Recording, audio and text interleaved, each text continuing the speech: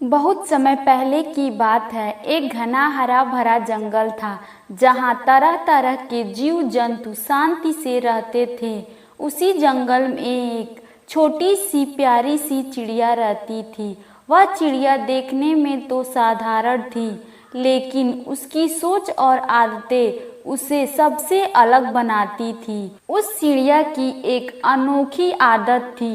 वह हर दिन जो भी महसूस करती, खुशी, दुख, डर, आशा, प्रेम या अकेलापन, उसे पत्थर पर उरेक देती। हर सुबह वह उड़ती, शाम को एक पत्थर पर उस अनुभव को लिख देती। कभी एक खूबसूरत पल, कभी किसी की कही गई कड़वी बातें या कोई अपनेपन भरा एहसास। फिर वह पत्थर को अपनी छोटी सी पोटली में रख लेती। शुरुआत में यह उसे बहुत अच्छा लगता था। वह सोचती थी कि अच्छा अनुभव तो याद रखना ही चाहिए और बुरे अनुभव को पत्थर पर लिखकर बाहर निकाल देना चाहिए, दिल में नहीं रखना चाहिए। यह उसकी एक तरह की आत्मा की सफाई बन गई थी। हर दिन वह कुछ लिखती और हर पत्थर में यह यादें कैद होती। धीरे धीरे दिन बीतते गए। उसकी पोटली में पत्थरों की संख्या बढ़ती गई। वह अब हर छोटी सी छोटी बातों को भी लिखने लगी। किसी की मुस्कान, किसी की नाराजगी, मौसम की उदासी या अपने ही मन का कोई उतार चढ़ाव। पोटली अब भारी होता जा रहा था, लेकिन उसे इसकी आदत हो गई थी। उसने कभी यह नहीं सोचा कि वह अपने साथ क्या ढो रही है। वह सिर्फ इस आदत को यादों में सजोना समझती रही। समय बीतता गया और पोटली अब इतनी भारी हो चुकी थी कि उड़ते वक्त उसे जोर लगाना पड़ता। उसकी उड़ान अब वैसी ऊंची और खुली नहीं रही जैसे पहले हुआ करती थी। पहले वह बिना थके घंटों उड़ती थी, अब कुछ देर में ही थक जाती थी। पंख भारी महसूस होते थे, फिर भी वह अपनी आदत को छोड़ ना सकी। एक दिन जब वह बहुत दूर उड़ने की कोशिश कर रही थी, तभी थक कर एक डाल पर बैठ गई। वहाँ एक उल्लू बैठा था जो चुपचाप उसे देख रहा था। उसने पूछा, तुम इतनी थकी हुई क्यों लग रही हो?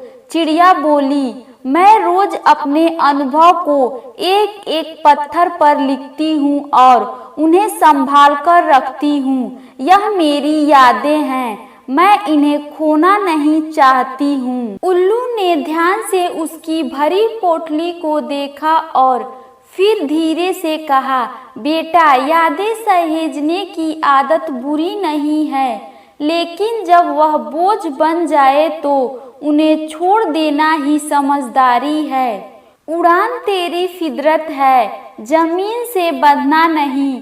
चिड़िया थोड़ी देर चुप रही। वह जानती थी कि उल्लू सच कह रहा है, लेकिन वह उस बोझ को छोड़ने का साहस नहीं जुटा सकी। कुछ दिन और बीते और अब तो चिड़िया की उड़ान लगभग रुक ही चुकी थी। वह ज्यादा देर हवा में उड़ नहीं सकती थी। उसकी आंखें थकी रहती और शरीर धीरे धीरे कमजोर हो रहा था, लेकिन सबसे बड़ी भार उसके दिल पर था। बीते पलों का, जिन बातों को उसने कभी सहेजने योग्य समझा था, वही अब उसकी सांसों पर भारी पड़ रहे थे। और एक दिन ऐसा आया जब वह उड़ न सकी। वह जमीन पर ही बैठी रही, अपनी पोटली के साथ। उसके पंख अब थक चुके थे, शरीर कमजोर हो गया था और फिर उसी पोटली के भार के नीचे दबकर वह प्यारी सी चिड़िया सदा के लिए सो गई। जंगल में एक सन्नाटा सा छा गया। सबको उस चिड़िया की आदत पता था, लेकिन किसी ने कभी यह नहीं सोचा था कि वह आदत उसकी जान ले सकती है। उसकी मौत ने सबको एक गहरा सदमा दिया। इस कहानी में पत्थर प्रतीक है उन यादों का, उन अनुभव का, अच्छे या बुरे, जो हम जीवन भर अपने भीतर जमा करते रहते हैं।